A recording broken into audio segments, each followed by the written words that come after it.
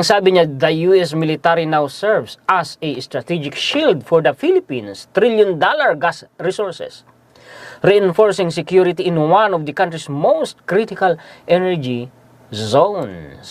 Ay, teka lang, Juan Historiador, Facebook page lang naman pala yung source mo eh. E, paano natin malalaman na legit yan? Di nag-research pa po ako, mga ka-istorya. Alam nyo naman tayo eh. Ito yan. Mainstream, US forces boost security around trillion-dollar Philippine gas field amid rising regional tensions. Kanina binabanggit trillion-dollar. Laking halaga nga, mga ka-istorya. Ay kaya hindi yan babaliwalain ng Amerika. Siyempre, hindi papayag ang Amerika na makamkam yan ng China. Mauungusan sila ng China pag nangyari yan. So sabi nga ng mga Amerikano, you scratch my back and I will scratch yours. Kumbaga, makikinabang ako sa'yo, ay pakikinabangan mo rin ako. Tama lamang, kumbaga mutual. Sige, basahin po natin. The United States has expanded its naval presence around the Philippines' most strategically significant offshore gas field. Kasi yung pinag-uusapan nating napakalaking kayamanan sa West Philippine Sea, oil and gas po yun. Reinforcing security amid rising geopolitical tensions and renewed Chinese activity in the West Philippine Sea. Sabi ko na sa inyo sa West Philippine Sea. The move follows Manila's step-up patrols around Malampaya East 1. Malapit lang po yan sa Palawan. Yan yung ini-announce ni PBBM na natuklasan natin na bagong gas field, mga ka-istorya. Bahagi yan ng trillion na dollars na malaking kayamanan ng oil and gas dyan sa West Philippine Sea. A newly announced gas and condensate discovery of Palawan that analysts estimate could be worth trillion of dollars in long-term energy value. Kanina pa binabanggit yung trillion of dollars na yan. The heightened US presence was first noted in regional monitoring reports and later echoed by Philippine defense officials who described the deployment as part of a broader effort to secure the country's critical energy infrastructure. A recent report highlighted that US naval patrols. Pag sinabi mong US Naval Patrol, so warship po yan ng Amerika, mga ka-istorya. Ulitin natin. A recent report highlighted that US Naval Patrols has expanded around a major Philippine offshore gas field. Bantay sarado nga po ng puwersa ng Amerika. With the intent of reinforcing security and deterring interference.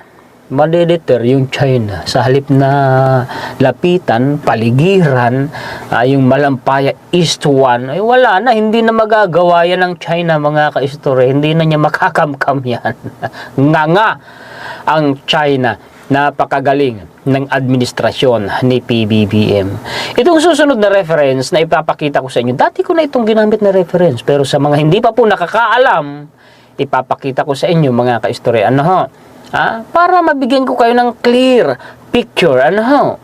PH holds 26.3 trillion US dollars untap oil deposits.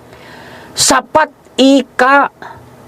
itong kayamanang ito para mabayaran ng buo ang utang ng Pilipinas. Nasa 17 trillion pesos ang utang natin ngayon.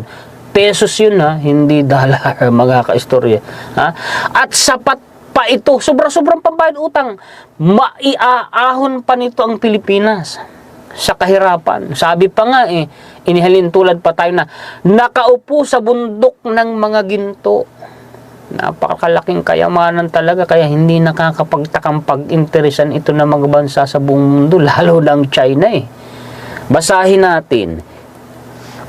The Philippines is virtually sitting on a mountain of gold. Sabi ko na sa inyo, hindi literal na gold Anong gold yon? With untapped hydrocarbon deposits. Hydrocarbon oil. Estimated at $26.3 trillion, mostly found in a disputed Spratly chain of islands. Spratly. Ayan, nasa Kalayaan Island Group. Municipality of Kalayaan na pinagtatalunan ngayon. Nandyan po yan. Tapos gusto ibigay na sa China. Hello. Hello. Ngayon para sa atin na ganyang kalaking kayamanan, ibibigay mo sa China. Hello. Papayag ba kayo noon? Mga ka-istorya, yung atin na ibibigay pa sa iba. Di ba? Sabi nga pera na, naging bato pa. more than enough to free the country from the shackles of poverty. Sobra-sobra pa ika para mapalaya ang Pilipinas sa kadena ng kahirapan. Kita ninyo yung mga terminong ginagamit. The oil deposits have been there for centuries, yet they have remained untouched. Unti-unti na po na nakukuha ng Pilipinas. Kaya lang naman natagalan kasi nga po sa China. Ay nako, itong China na ito. Magagalit na naman sa akin ang mga pro-China kasi ayaw nila na maibabalita sa mga Pilipino na tinutulungan tayo ng Amerika. Kinakargahan nga nila ng pambrainwash, ng paninira. Ayaw nila niyan kasi gusto nila China ang magtagumpay na makamkam yan. This is sad because these oil deposits could have been tapped for the economic development of the country. Oo nga, no? If finally tapped, the Philippines would not have to import expensive oil. Hindi na tayo mag-i-import. Alam nyo ba yung pag-i-import natin ng oil? Siyempre, may profit dyan, may tubo dyan ang mga negosyante. Natural, papatungan nila ng papatungan yan. Yan ang dahilan kung bakit, una, napakataas po mga kaistorya ng mga bilihin sa Pilipinas. Kasi mga kaistorya, yung travel, yung ibinabiyahe ang mga produkto, gumagamit ng oil. Yung mga sasakyan, ipinapatong yun sa presyo ng mga produkto. Yan din ang dahilan kung bakit ang mahal ng kuryente sa Pilipinas. Yan din ang dahilan kung bakit ang mahal ng pamasahe sa Pilipinas. Ay kung matap natin at mapakinabangan yan, ma-exploit natin yan, hindi na tayo mag-i-import ng napakamahal na oil. Hindi na tayo mag-i-import ng gas. Ay sabagay, meron tayong source. Ang ibig kong sabihin, mga ka-istorya, hindi na tayo mahihirapan sa napakamahal na presyo ng kuryente, ng pamasahe, mahal na presyo ng bilihin. Ay bigla pong bababa ang inflation sa Pilipinas. Yayaman ang Pilipinas In fact, the country would be an exporter of oil. Sa halip pa nga na mag-import, mag-i-export pa tayo mga ka-istorya. And at the same time, provide an answer to the unabated rise of gasoline prices almost every week. Hindi ba? Pag tumaas ang presyo ng gas, ng gasolina, tataas ang pamasahe, tataas ang presyo ng mga bilihin, tataas ang presyo ng kuryente, kasi may mga power plants po tayo na pinatatakbo mga kaistorya ng imported oil. Oo. Ito po yung nakatuklas niyan ng napakalaking kayamanan na yan. Si retired Brigadier General Eldon G. Nimenzo, isang pilot po yan mga kaistorya, and former Deputy Commander of the 3rd Air Division, Philippine Air Force pala siya, based in Zamboanga City, made a thorough research in his thesis, ganun. When he took the advanced course at the Command and Staff College of the Philippine Air Force in Villamor Air Base, Pasay City, when he was still in the active service. He said the vast oil reserve of the Philippines found in various parts of the archipelago, specifically in the Reed Bank. Kita ninyo, nasa West Philippines yan, yung Reed Bank na yan. The largest of them all in the Mischief Reef in the Spratly Islands. Itong Mischief Reef, nakamkam na ito ng China Na-militarize na po nila yan. May military facility na po dyan sa Mischief Reef, mga ka-istorya. Nakakalungkot. Nako, kung hindi nila ginawa ng masama ang Marcos Sr., atin yan Tayo sana nakikinabang yan. Mayaman na sana ang Pilipinas ngayon. Hindi pa huli ang lahat para maitama ang pagkakamali sa kasaysayan. Sana man ang mga Pilipino matuto na sa leksyong ibinigay sa atin ng kasaysayan. Nangako noon yung mga nagpatalsik kay Marcos Sr., pag-unlad, kapayapaan, demokrasya. Tanong, ito nangyari ba? Nangyari ba? Yung ipinangako nila sa sambayan ng Pilipino, pag-unlad, umunlad ba ang Pilipinas? Hindi. Lalo ngang nasadsad ang ekonomiya ng Pilipinas Nakikiusap noon ang Marcos Sr. sa Cory government. Ituloy mo ang Bataan Nuclear Power Plant. Ayaw daw ni Cory Aquino kasi nga po ang sabi ng Marcos Sr., ang sagot umano ni Cory Aquino, ayaw niyang matandaan si Marcos Sr. ng mga Pilipino. So politika, pamumulitika at personal grudge ang dahilan. Kaya ang sabi ng Marcos Sr., Tingnan ninyo, 20 years from now, bagsak na ang Pilipinas. Nangyari ba o hindi? Hindi lang basta nangyari. Talagang nalugmok ang Pilipinas. O nasaan yung pag-unlad na ipinangako? Isa pang ipinangako, kapayapaan. Nagkaroon ba ng tunay na kapayapaan sa Pilipinas? Hindi. Bakit? Ay dahil po mga kaistorya sa mga komunista rebuilding grupo sa Pilipinas. Pinalaya ni Cory Aquino yung mga pinaghuhuli ni Marcos Sr. na mga rebelde. Medyo masisa na yun, pinalaya. Ano, tanong nangyari? Umabot pa sa mahigit 50 taon tayong pinahirapan ng rebuilding grupo. Na ngayon, unti-unti na silang natutunaw. Diba? Nasaan yung pinangako? Ay kung hindi po ginawa ng masama ang Marcos Sr., baka superpower and first world country ngayon ang Pilipinas. Baka payapa tayo. Baka walang China dyan na binubuli tayo ngayon. Bakit? Malakas tayo noon ang armed forces natin. Habang tayo po'y nagpapalakas ng armed forces natin noon, uulitin ko, ang China noon nagkakagulo. May civil war po sila. Nag-aagawan ng kapangyarihan. Grupo po ni Chiang Kai-shek at saka ni Mao Zedong naglalaban. Oo. Natalo ang puwersa ni Chiang Kai-shek ng puwersa ni Mao Zedong. Tumakas yan yung grupo ni Chiang Kai-shek papunta po sa isla ng Formosa na ngayon ay tinatawag na Taiwan at nagtatag sila ro ng sarili nilang gobyerno. Kaya ang Taiwan, mga kaistorya, totoo naman talaga historically, sakop po yan ng China. At ang mga Taiwanese, dugong Chinese po yan. Totoo yan, mga kaistorya. Kaya lang gusto nila, mga kaistorya, ng sariling bansa na sila ay may kasarinlan. May kalayaan. Gusto nilang humiwalay sa China. Ayaw naman pumayag ng China. History yan. Totoo yan, mga kaistorya. Sasabihin nila, hindi natin problema. Ang problema ng Taiwan at ng China, hindi nga. Ang problema nga, dinadamay tayo ng China. Ang problema natin ay ang China, hindi ang Taiwan. Di ba, mga kaistorya? Pagka sinugod ng China ang Taiwan, damay tayo ron. Lalo na, 100,000 ang mga OFW sa Taiwan at yung proximity, napakalapit natin sa Taiwan. Kakampi pa ng Amerika ang Taiwan. Natural, kakampihan niya ng Taiwan. At ang laban ng Amerika, laban ng mga allied countries nila.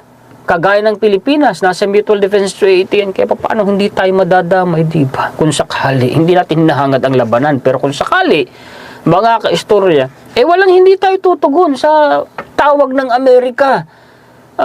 Palagay ko naman ang mga Pilipino, mga kaistorya, gigil na sa China diba? Okay, nasabi ko lang. History, totoo yan. Mga kaistorya, realidad yung sinasabi ko sa inyo. The Philippines is like a blind beggar sitting on a mountain of gold. Para ika tayong pulubi na nakaupo sa bundok ng mga ginto. Pulubi ka. Diba? Pero ang kinaupuan mo bundok ng mga ginto, ibig sabihin pala, mayaman ka, pero bakit pulubi ka? Kasi ngayon, napakalaking kayamanan natin, hindi natin napapakinabangan. Bakit? Dahil sa pakikialam ng China. Within the country's 200-mile exclusive economic zone. Hello, mga pro-China. Our potential recoverable hydrocarbon deposits worth an estimated $26.8 trillion. This is more than enough to lift the country from the centuries-long morass of poverty and underdevelopment. Diba? The huge untapped oil deposits in the country may have attracted other nations like China and the United States. Sabi ko sa inyo Kaya pala, tayo'y tinutulungan ng Amerika na magbantay dyan. Mga kaistorya, napakalaking kayamanan na yan. Excuse me po. Kaya pala, nandyan din ang China kasi dahil dyan sa napakalaking kayamanan na yun. Ngayon, naiintindihan na natin ang sitwasyon. Kaya pala. In fact, China has been aggressively constructing infrastructures in the Spratly apparently to lay claim on this contested chain of islands claimed by Philippines, Brunei, Malaysia, and Vietnam. Kaya pala ginagawa yun ng China. In his research, Nemenzo found out that the amount of hydrocarbon deposits in the country could be more than $26.3 trillion following the recent discovery of oil reserves. And yaman talaga ng Pilipinas, Hindi lang pala ito, mga kaistorya, mahigit pa raw dyan mahigit pa raw dito. Kasi meron pang natuklasan sa Sulu Celebes Sea. Nasakop din ang teritoryo ng Pilipinas. Napakayaman talaga ng Pilipinas. Naku, gobyerno naman natin. Bilisan naman po ninyo. Tayo natutuwa sa ginagawa ng administrasyon ni PBBM, mga kaistorya. At sana pursigihin pa maganda po ang potensyal na yung kinabukasan ng Pilipinas. Basta tamang presidente lang po ang nasa Malacanang. Malaki ang potensyal nating maging first world country at maging superpower country. Meron pang sinasabi dito, the data ni Menzo gathered are supported by findings from other sources, including a report by China's Ministry of Geology and Mineral Resources that the oil deposits in the Spratly could reach 17.1 billion barrels. Aba, nag-research din pala. Pag sinabi mo research, marine seismic survey, kabilang yun. Nagsagawa nun ang China. At yung research po ni Menzo, tumutugma din mga ka-istorya sa datos na nag-gathered ng China. This is more than 13 billion barrels of oil deposits of Kuwait, one of the world's top oil producers. Naku, mas malaki pa pala yung yaman nating oil kaysa sa Kuwait, mga kaistorya. Di ba? Napakayaman ng Kuwait. Miyembro yan ng OPEC eh. Oil Petroleum Exporting Country, kung hindi ako nagkakamali ang meaning nun. Ganun, kayaman ang Pilipinas. Eto na ha. Panahon pa ng Marcos Sr. Pinara-research na nila yan eh. Binanggit na nga dito eh. Tingnan ninyo. Kaya tama yung sinasabi ko kanina tungkol sa history eh. The Spratly issue has become a flashpoint following the discovery of oil underneath the sea in the 1970s. Pag sinabi mong 1970s, mga ka-history, panahon ng Marcos Sr. yan. The Philippines is claiming ownership of the Spratly Islands along with China, Taiwan, Brunei, Malaysia, and Vietnam. Time to modernize. Napanahon na ng Marcos Sr. Magagalit sila sa akin. Totoo ito. History ito. Wala ito sa libro. Ang mga history na ibinabahagi ko sa mga manonood, karamihan po wala sa libro. Hindi na pag-aaralan sa paaralan. In 1978, former President Ferdinand E. Marcos issued Presidential Decree 1596 incorporating some islands of the Kalayaan to strengthen Philippine claim over these mineral-rich islands na ngayon ito pinagtatalunan din ng mga senador. Mga Chinators, sasayagin ba natin ito? Binanggit na yung Presidential Decree number 1596 declaring the Kalayaan Island Group as municipality, teritoryo ng Pilipinas. Aside from oil, natural gas, minerals and polymetals such as gold, silver, iron, and nickel are found under the sea. Wow! May mga ginto at silver din pala dyan sa ilalim ng dagat natin sa West Philippine Sea. Grabe, nakakalula na ito. The Spratly is also a rich fishing ground, kabuhayan ha, ng mga Pilipino as witnessed by this writer during a visit to the Kalayaan Island way back in 1979 with then Defense Minister Juan Ponce Enrile. During the interview, ni Menzo stressed the need to modernize the armed forces of the Philippines, particularly by acquiring multi-role fighter equipped with modern weapons to patrol and defend the country's airspace and sea lanes, with the latter more than twice as long as that of the United States. Di lang multi-role fighter jets ang kayang build. Kaya pala, no? Alam niyo ba, tama yung desisyon ni PBBM na tayo mag-a-acquire ng multi-role fighter jets na KF-21 Boramae sa South Korea. Yun din pala ang purpose nun, para mabantayan yung West Philippine Sea. He also cited the need for Filipino technocrats to be at the forefront in running joint cooperation. Tama, mga technocrats. Yung mga economic managers ni PBBM, mga technocrats eh. Totoo yun, mga kaistorya. So on and so forth. Meron pa nga na binabanggit dito, yung Baho de Masinloc. Yung Scarborough Shoal na kam-kam na ng China. Ay nako, pag alis ng Marcos Sr., anong nangyari? Wala na, nakamkama na tayo, mga kaistorya, ng teritoryo. Diba? Sayang. Ang Japan po ay nagbigay sa Pilipinas ng 5 coastal surveillance radar. Salamat, Japan. Magagamit yan sa pagbabantay sa airspace ng Pilipinas. Yung mga paparating pa lang na kalaban sa himpapawid, madidetect na. ng Pilipinas. Actually, noong 2024, meron ding ibinigay mga kaistorya ang Japan. Ayan, 600 million yan na nasa 228 million pesos ang halaga niyan ngayon, mga kaistoryan. Ito naman ay nagsimula mga kaistorya ang agreement ng Japan at ng Pilipinas 2020, pero ngayon pong panahon ng administrasyon ni PBBM na materialize po yan, mga kaistorya. Anong bang halaga niyan? Yung surveillance equipment na yan, mga kaistorya, meron kasi ditong binabanggit. Japanese made radar bolster Philippines surveillance capabilities amid South China Sea tensions. Diba? Yan yung halaga niyan, mga kaistorya. Ang sabi rito, a mobile radar system delivered to the Philippines by Japan in April 2024 will strengthen Manila's domain awareness as tension simmer with the People's Republic of China in the South China Sea. Ganda, no, mga kaistorya yun, no? Hindi ko na-play kasi ayaw ko po ng ayaw ko pong copyright, The radar system significantly enhances the AFP's operational capabilities by providing real-time situational awareness, early warning detection, and precise target tracking capabilities. Yan yung mga nagagawa niya, mga kaistorya. Salamat naman. Speaking, no, yun pong radar surveillance coverage ng Pilipinas ay ganito na ngayon. Nakukover niya ang buong sa West Philippines, pati Spratly Islands, mga kaistorya. Salamat sa administrasyon ni PBB. Sana mga kaistorya ay may napulot kayong mga kaalaman sa content natin ngayon.